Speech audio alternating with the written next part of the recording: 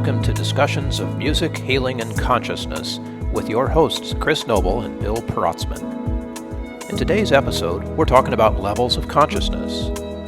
To do that, we're going to arbitrarily use a model of consciousness developed by David R. Hawkins.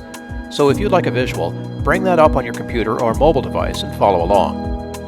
There's a lot to unpack, such as how consciousness invites change, its relationship to frequency, how the head brain participates in consciousness, how consciousness relates to the history of civilization, and its relationship to feelings, force, and power. But the biggest takeaway from this conversation may be how we can recognize and move freely between the various levels of consciousness. We'll be talking about all that and much, much more, as always, in these open conversations here on Discussions of Music, Healing, and Consciousness.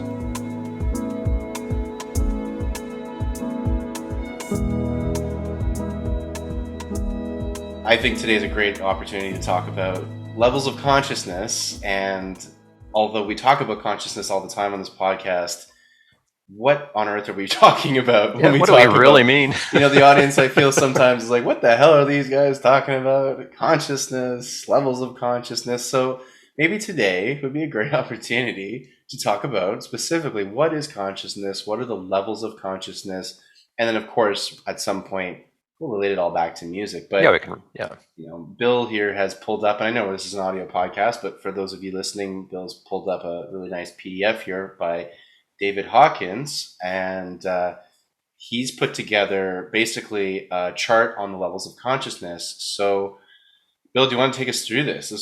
Sure. I've never seen this before for the listeners too, so this is actually really new for me, and I'm excited to learn more. So, yeah, I've been, really interested in how people evaluate consciousness for a long time. And we're not talking about like whether you're conscious or subconscious. We're talking about awareness, maybe, but more of consciousness as an ethos, as a way of being. And the tough part about consciousness is this: there tends to be judgment about it, like some is better than others. And from the standpoint of a musician, that would be like saying, okay, all the low notes, all the notes on the piano below like middle C, we're going to say are negative. Right. All the notes above middle C are positive, and we're going to try to make music that's all positive, right? And that's like stupid. Doesn't work. Because you need all the notes are necessary, right? And I tend to feel like that about consciousness too. I mean, you talk about higher consciousness or higher vibration, and okay, that's fine. But for the purposes of this conversation, if you can just kind of suspend your judgment for a little bit, if you're listening to this and pull it up, just look for David Hawkins' Levels of Consciousness. We'll try to make a URL in the YouTube version of this so people can click on it and go there. We'll keep it simple. But so levels of consciousness. David Hawkins is really kind of cool because he's got numerical values for all of the levels that he perceives, and you can get into that. But for now, we just want sort of a guide to tell us, what does consciousness look like? If you put it on a spectrum, what would be one end, what would be the other? And David Hawkins' model is useful. I know there are others. I mean, Maslow's got one. Remember Maslow's pyramid? That's kind of levels of consciousness. Mm-hmm. So they're out there. And we talk about power versus force. There's a book out there called Power versus Force. And, levels of consciousness are involved in a lot of things. So let's talk about this crazy illustration that he's made. So on the left-hand side are colored blocks, ranging from at the lowest level of consciousness, according to David Hawkins, is shame, to the highest level of consciousness, again, according to Hawkins, which is enlightenment. And there are probably other people who resonate for that, right? Like shame is one kind of an expression that's different from enlightenment by a lot, right? And that makes sense. And what is brilliant about what Hawkins has done is he's correlated his levels of consciousness to what we experience in real life. So the levels of consciousness that sort of revolve around us being inactive, we go into a sort of vegetative state, are things like shame, right?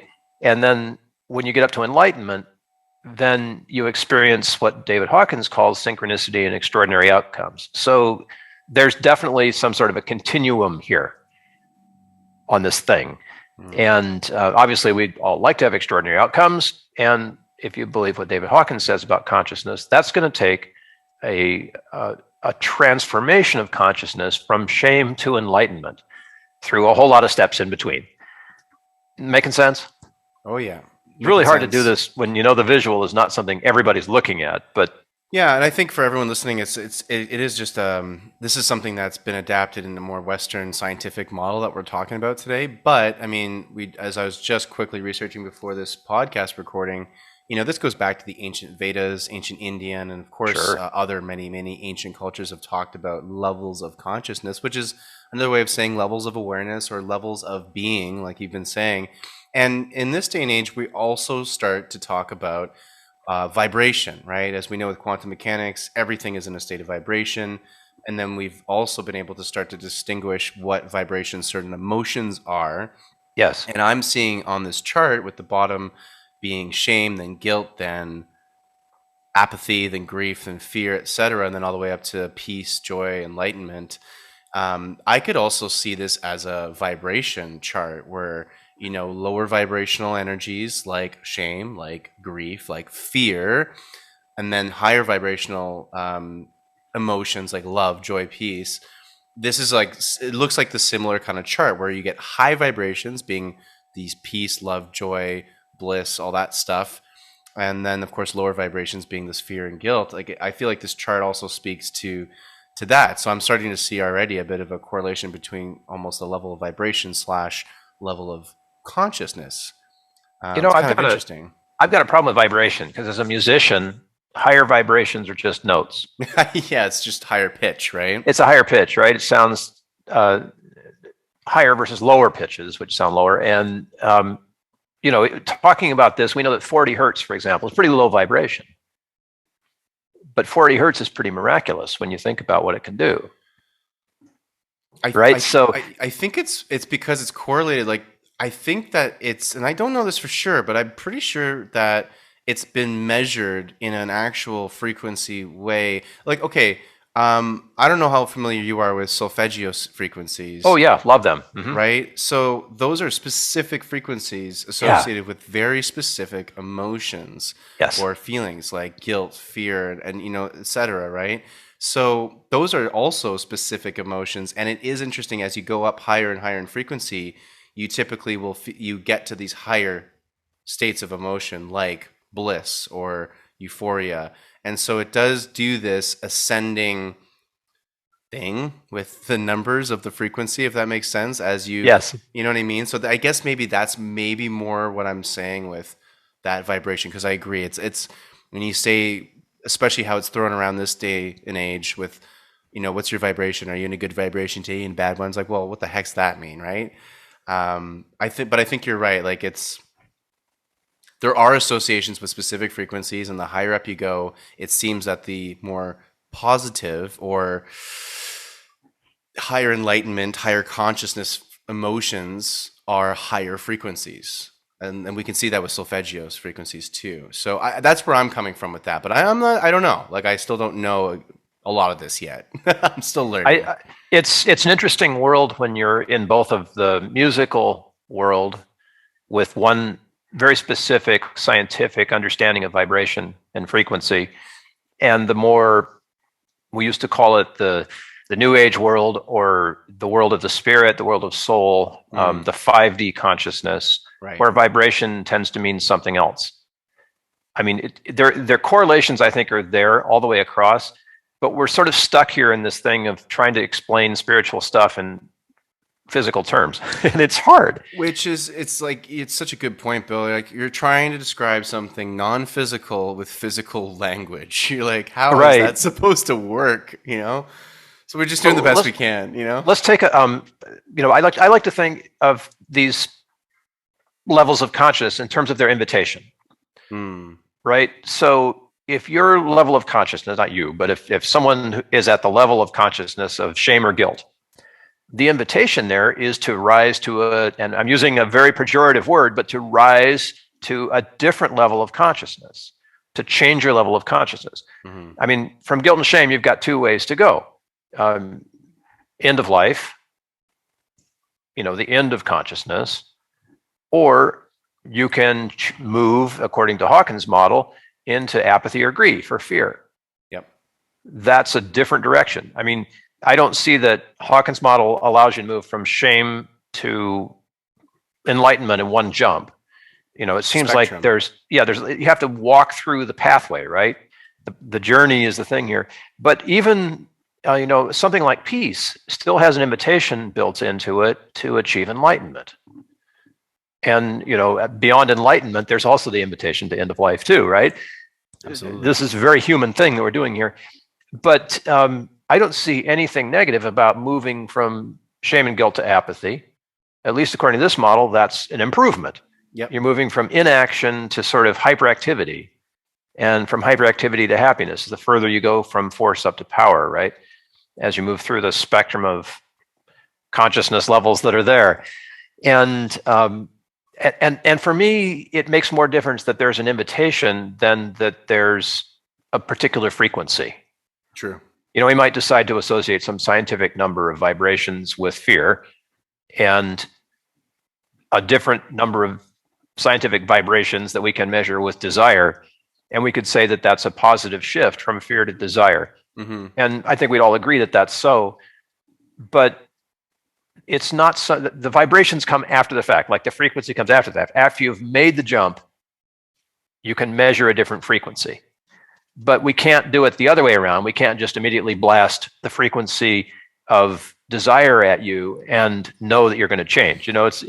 These are ways of following the action, essentially. You have to internally shift. I mean, it comes from within. It's not an external force that's going to have that. So, I interrupted you, Bill. So, like, you're right let's on. take the audience, through all these. I think it's really great to just kind of go from the bottom to the top. And I think so too.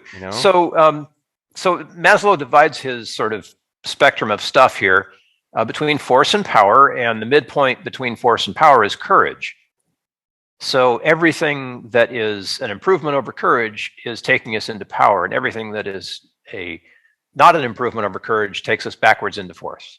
And in that level of force from the bottom up, which we've started talking about, shame, guilt, apathy, grief, fear, are all force-based levels of consciousness that that Hawkins says are what we experience as inaction.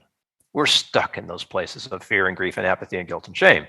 And that's a good way of sort of looking around and saying, well, what am I experiencing right now? Like, I didn't know what I was feeling at a certain point in my life, but I knew what I was doing. And Hawkins is suggesting that we can look at what you're doing and get an idea of what your consciousness level is based upon that.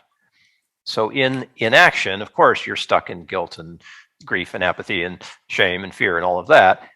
The improvement happens when you transform from fear to desire.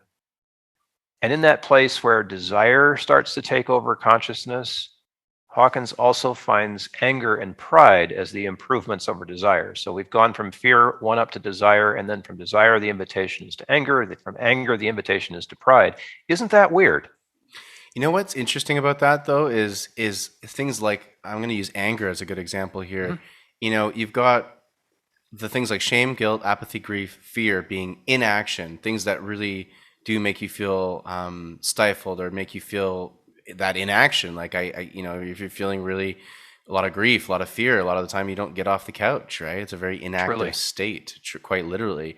Then when you get things like anger or desire, anger especially, that's a very powerful emotion, and there's a lot more force there, and a lot more power, or you're getting to that power at least. And although it's still something that can be associated with a lot of negative outcomes and things like that, you don't want to be in a state of anger all the time. It is energetic, and as it says here, it leads to a state of hyperactivity. And I can totally see that being, in a sense, an improvement from inaction, because inaction is that nothing's happening. It's no action. Yeah. And at least anger is going to move you to do something about it. You can be very angry about the politics and use that anger to fuel your voice and get out there. You don't want it to be the only thing leading the charge, but it's a movement forward. You can get things going with anger. So that's interesting. Yeah, I find it interesting that the negative, quote, negative emotions are all the force-based emotions. Anger's there, grief is there, fear is there, and a lot of their corollaries too. It's interesting to me that, at least in Hawkins' view, a level of consciousness can be indicated either by an attribute or by an emotion. Does that make sense? Like anger is definitely an emotion. Desire, though, has a different kind of quality about it. It's so true. That's a good point. And I think that it's, in terms of being able to identify, what is my level of consciousness? It could be a feeling, it could be an attribute, and there's going to be more of those attributes as we go up the scale here. But it's not always completely one thing or the other, right? Interesting. I've seen very angry people that are completely immobilized. True. And yeah, I mean, they're angry.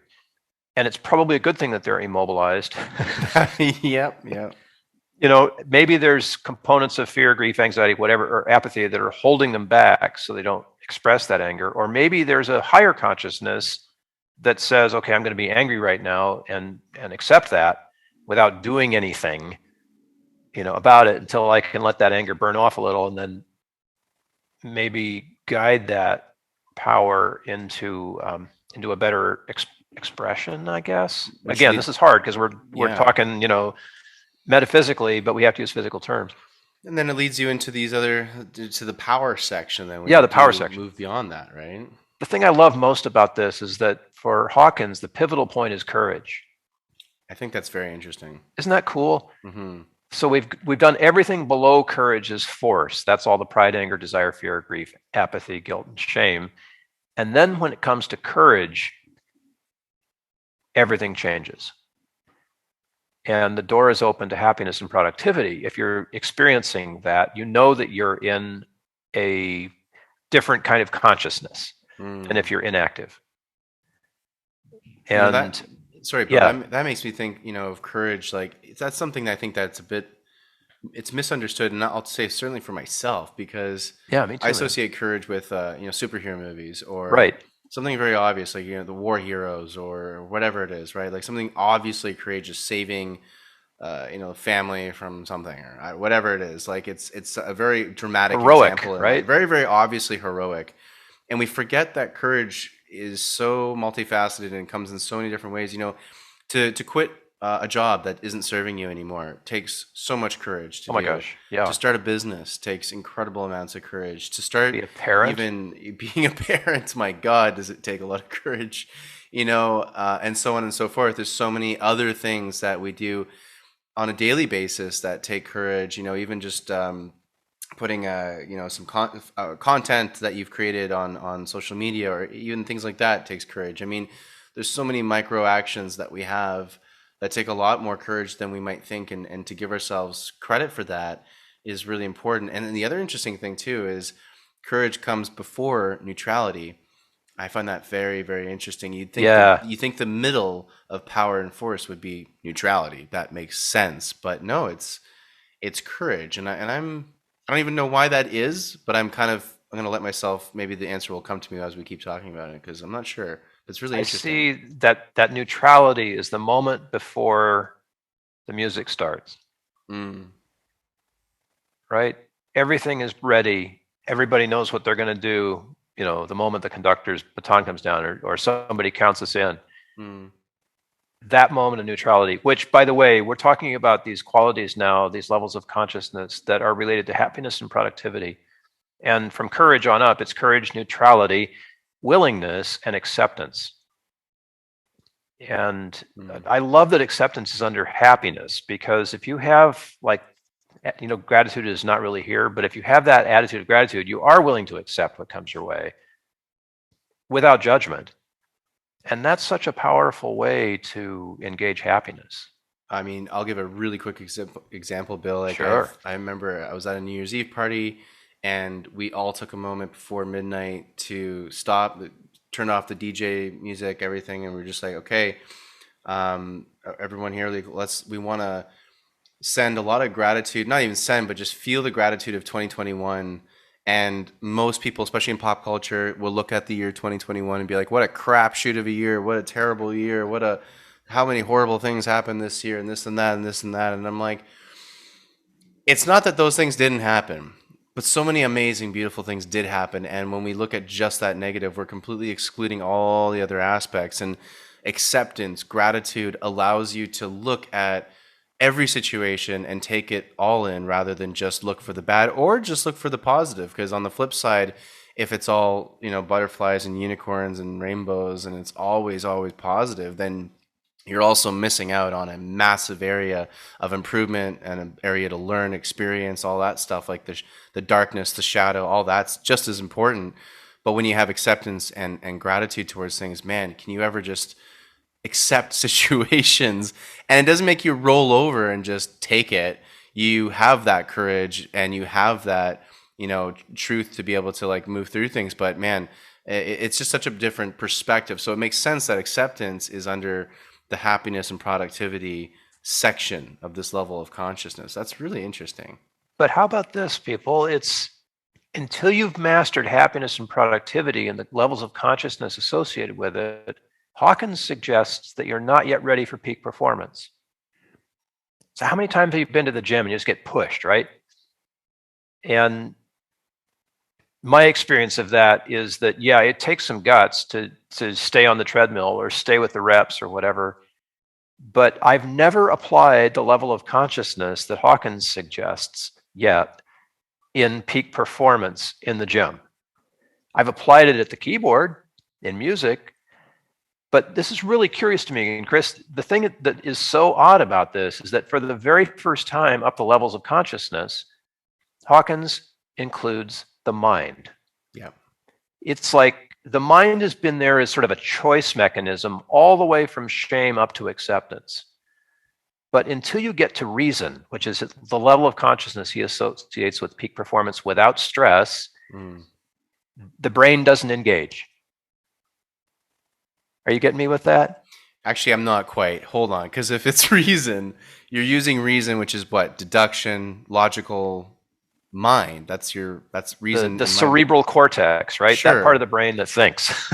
So you're thinking. So this is a level of consciousness is it pure thought, though, without all the stresses that throw in other ideas, perhaps? So is it when it's reason, it's like a more very pure reasoning, maybe? What do you think? I'm not quite sure. Platonic reasoning? I mean, I don't know, but I'm guessing that logic is involved there.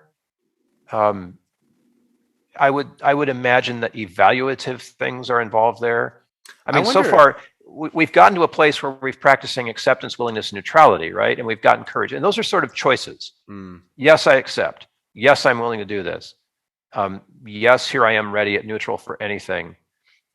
Those are kind of yes or no's, but reason implies that you're now going to think it through and actually apply the human mind, the brain's ability, to what it is that you're doing. And I think it might be reason in the sense of reason from the era we used to call the Enlightenment, right? It's the understanding and processing of all the best information to date and the rejection of all of the crap that doesn't serve us in the pursuit of peak performance without stress. I think that's great. I think it's also because you've gone through all these other things like guilt, shame, grief, fear, desire, anger, pride, and then you get to courage, a bit more neutrality, willingness, acceptance, and then you get to reason. This is because you're able to hit a peak performance without stress being a key, because you're molding the mind and, I guess, in a sense, like the heart, or these. Oh yeah, it's been gotten hard all the way. So right? We're finally at the mind. You can now get to a healthier place where the mind can come in, and without all those stresses that guilt, that grief, that fear, shame bring to your mind.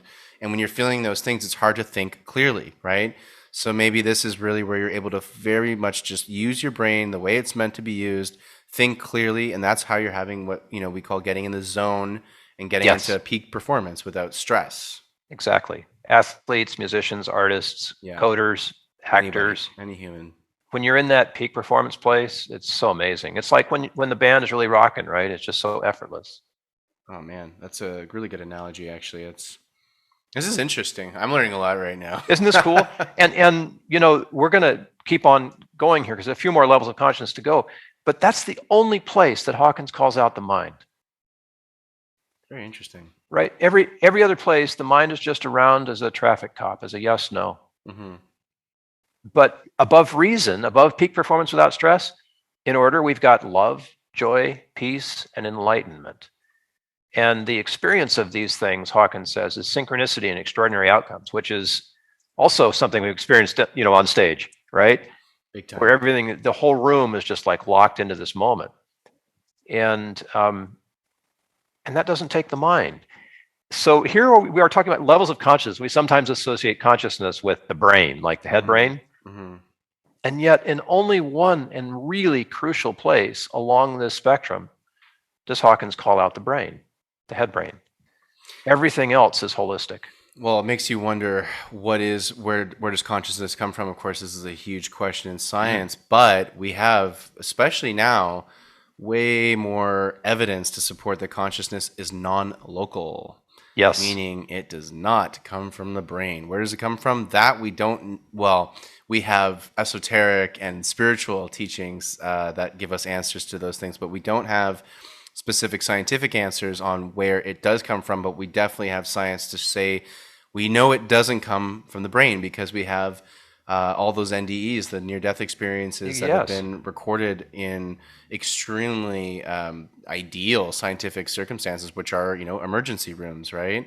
And there's been tens of thousands now documented over the decades and researched by some amazing universities, and the conclusions they come to are like there's too many, thousands and thousands of people that talk about lots and lots of recall, as they say, right, for life after death, and they can be in the same operating room looking down at their body because they've literally gone out of their body and their consciousness is moving around the room, and then they come back into the body because they were saved and the surgery was successful or whatever, and they're now back to life in their body, and they can recall everything that happened during that surgery when they were quote unquote dead. They had legally died. So Yes.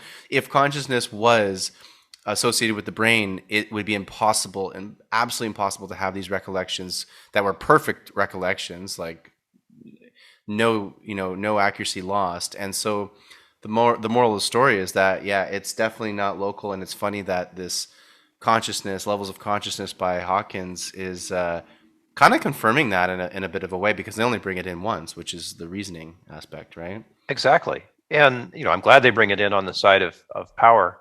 It's the step between happiness and productivity and synchronicity and extraordinary outcomes is reason. And it's an important step. It's really huge. And I believe, for my own sort of experience of consciousness, that step of reason is where we separate from 3D consciousness and embrace 5D consciousness.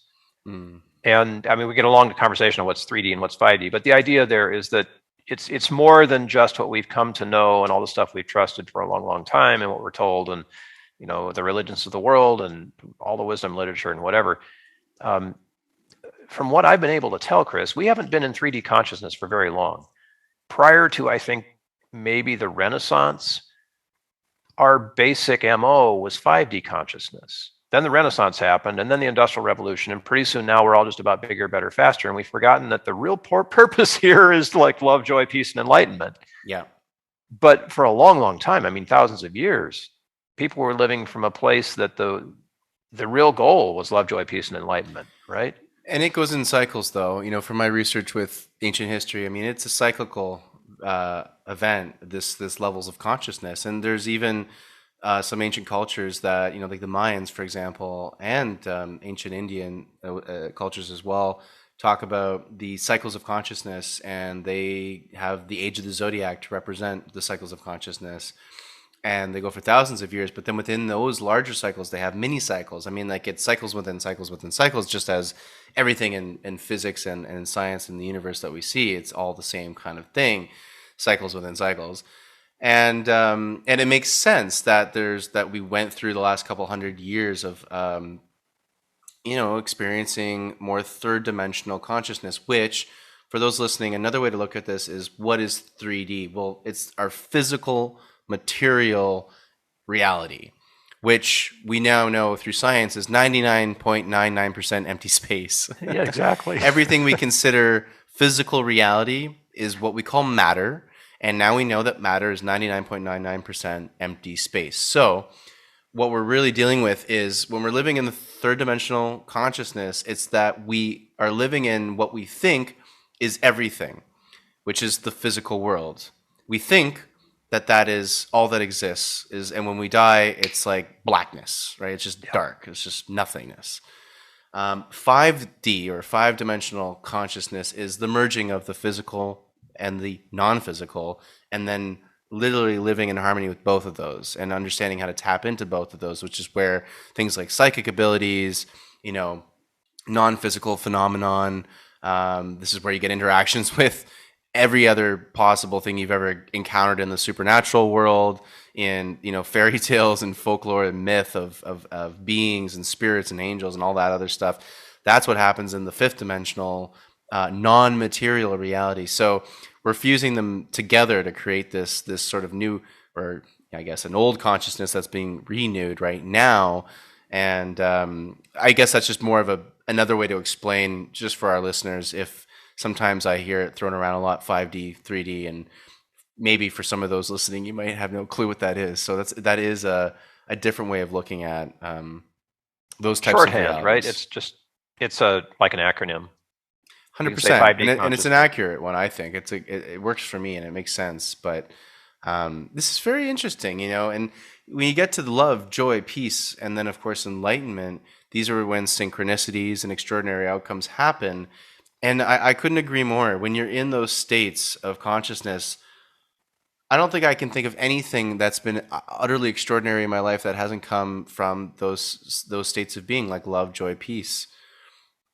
Now that I'm trying to think about it, you know? I'm just going to put in a word for desire, because I mean, when was the last time you were in a bar? A little while ago. A little while. I mean, it was last week. We hung out with some friends, and I was paying attention to the music for some reason or another. I don't know. I just was. Like you're a musician or something. Yeah, something like that. Musicians. It's a thing we do. And the music of desire was really beautiful in that environment. The music of love, joy, or peace would probably have not worked so well. You know? When you're saying that, are you saying the genre or the feel of the music had that desire to it? Or we had, you know, it was kind of an oldies bar, so there was a lot of oldie rock and roll stuff, but there was some hip hop on the jukebox. There's a real good selection. Nice. But they weren't playing, you know, Yanni. I get what you're saying. So it's yes. I understand what you're saying. Yeah. And I had no trouble being in that environment. I don't think anybody else that was there did either. Sort of visiting that level of consciousness for a few hours was nice. I don't see anywhere on this chart either, and you know, that says anything is a positive or a negative. You know, enlightenment versus shame, being at the very opposite end of the spectrum, is like our emotions. Is anything inherently good or bad? It's not. Nothing is ever good or bad. As horrific as any actor thing you can even think of, in theory, none of that is bad. We are the ones that place that judgment on it. But the fact is, the action or the experience is just the action or the experience. It just is that. You know, it's not inherently good or bad. So I think it's 100%. You know, I love going into a fun dive bar and hearing some like heavy rock from like late 90s or early 2000s or something. Really gets like, or some Zeppelin, whatever. Like just some nice like heavy grungy kind of rock, and you're in a dive bar and everything's kind of not the vibe I would love to be around all day, every day, but for a couple hours on a fun little occasion with some friends or something, heck, like that sounds great. Let's do it. Exactly. It's not the place to sing Om.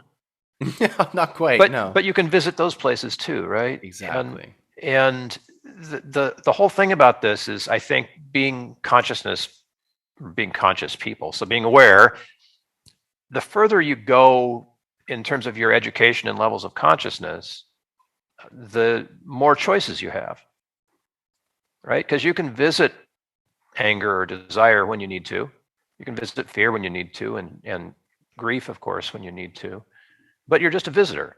Yeah. And, you know, you don't really have your home in any one place. You're just aware of the way that the music is flowing through you, right? The music of consciousness is flowing through you. And when you do that with acceptance, it's so much easier, because I resisted all that. I mean, Chris, for a lot of my life, I resisted. Me too. And I had to do that to learn what I learned. I was about to say, and I'm sorry I did, but I'm not sorry. You need to experience that. I had to do that, and maybe we all have to do that. It's in some way, right, to get to wherever it is that we're headed. And to Um, learn, like we're here to learn. A lot of our life is really based off of just learning through experience, and yeah. that's how we learn best is going through challenging situations and having pain and suffering. Suffering is extremely important. I was being educated more recently on the story of the Buddha, and how he Oh, came yeah. from extreme wealth. And for him to actually go through his spiritual awakening and to learn everything he was able to learn, to then, of course, teach and have such a positive impact on so many lives, he seeked suffering. He knew that suffering was extremely important to be able to understand the full spectrum of life. And that's the same thing I'm seeing here on the levels of consciousness. It's a full spectrum.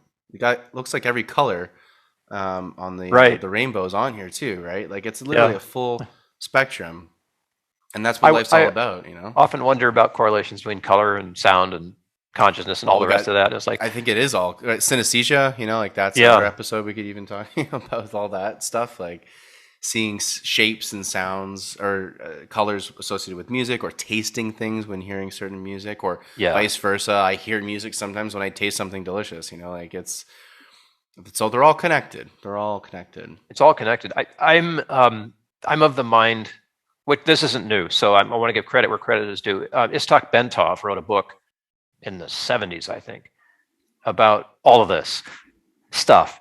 And it's been a great influence on me because if you take vibrational theory, you eventually get to a place where the universe looks like a giant donut that's sort of revolving in on itself. Mm, It's like a giant spinning torus. yep. And the closer one is to the center of it is a difference than to where one is on the external side of it, right? So it's like if you can imagine a big bang and then it's just going to go out and come back in like a circular form.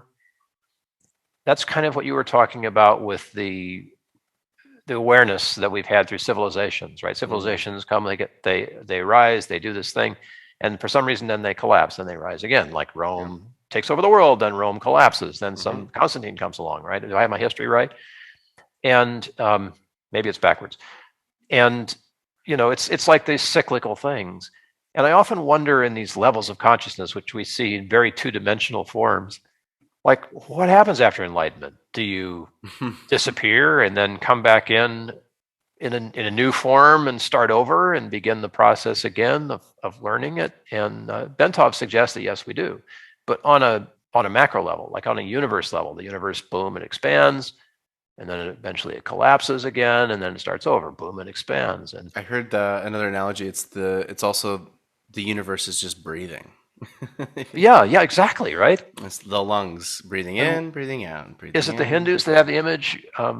Brahman opens his eyes, the universe comes into being, closes his eyes, the universe disappears, right? Yeah, yeah. Like that. And I think that the wisdom teachers are right about this, that there's some sort of an aspect of breath, and that it's not just about achieving enlightenment, but it's about the cycle of achieving enlightenment and achieving enlightenment and achieving enlightenment, right? And it's the joy of the journey, as we like to It's the say. joy of the journey, because I think they say too, like if you're trying to achieve enlightenment, you'll never achieve it, Right. because that's in of itself, part of being enlightened is to let go of any um, accolades or accomplishments or goals or objectives. Those are just don't matter at the end of the day. Existence Yes. is pure existence. And I think maybe what happens when you get to that stage of enlightenment is you have no need to come back into a human body, or you become a different level of being and then can transcend and maybe become those, like, I don't know, interdimensional beings or some Yeah. angel or some, I don't know, whatever you want to call it, right? Part of the 99% of stuff we don't know.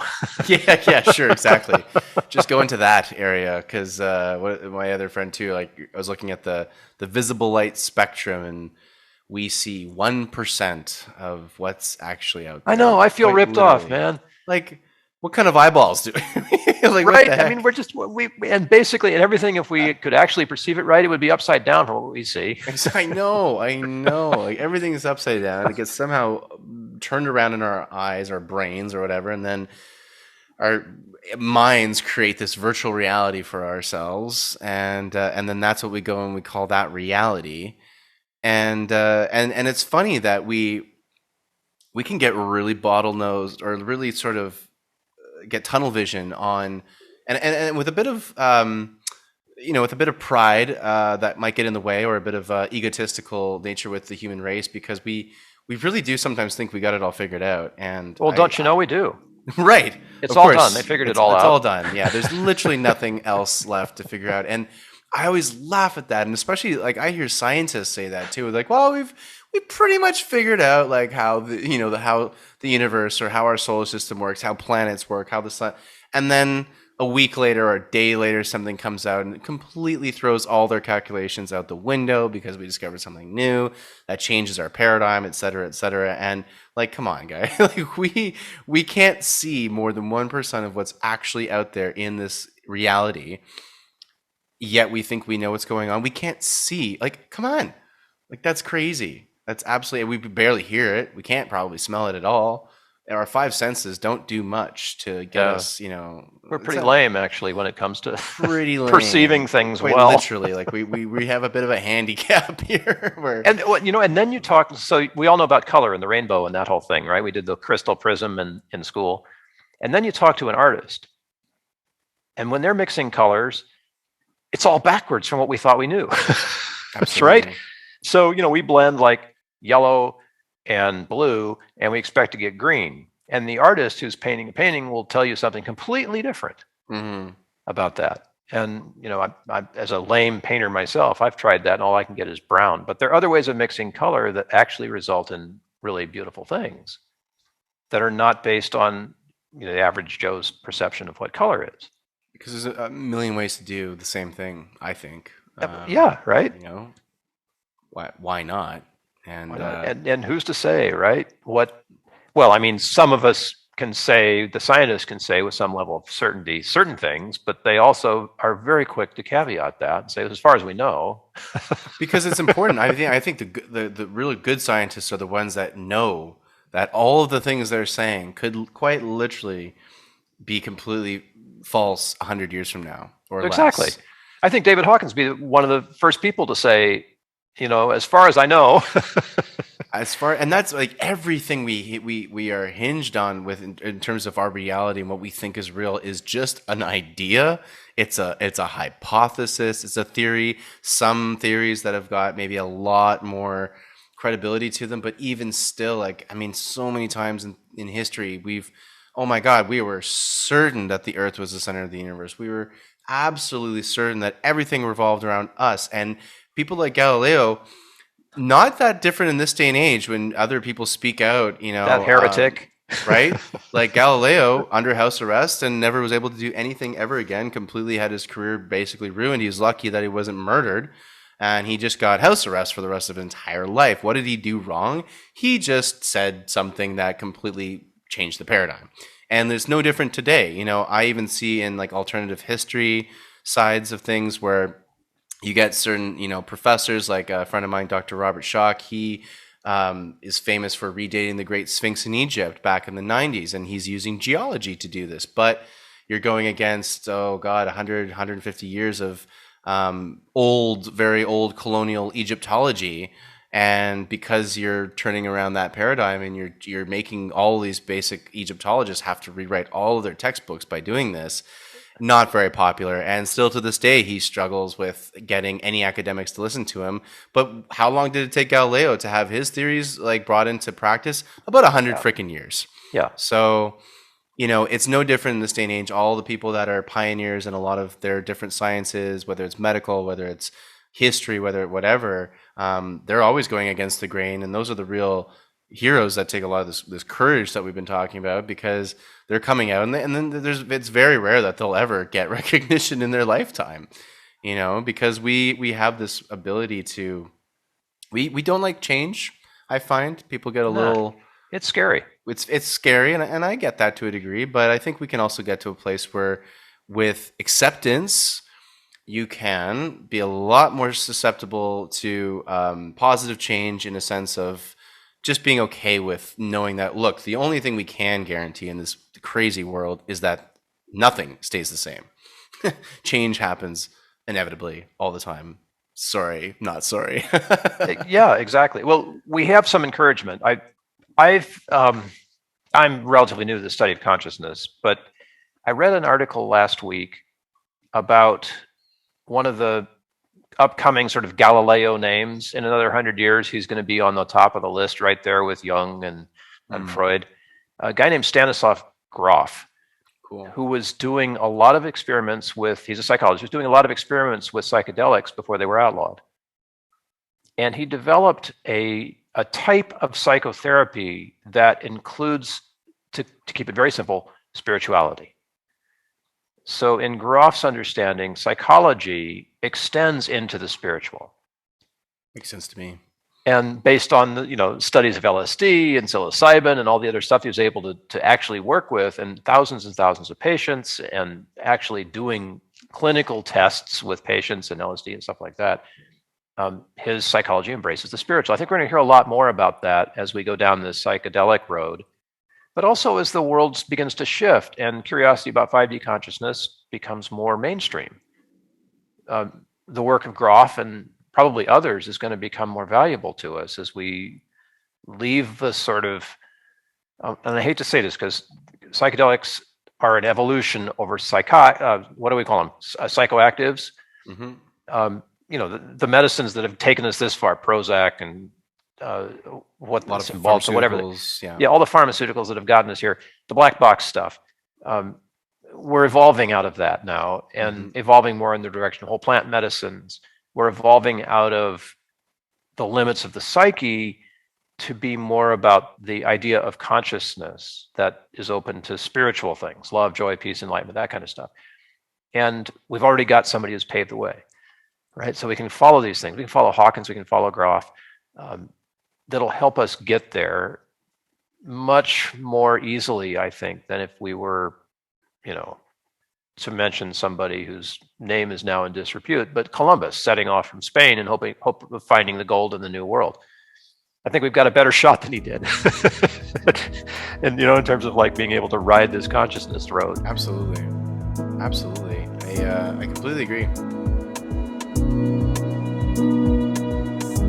Thank you for listening in on our conversation and for taking time to show your appreciation with a like, share, or subscribe.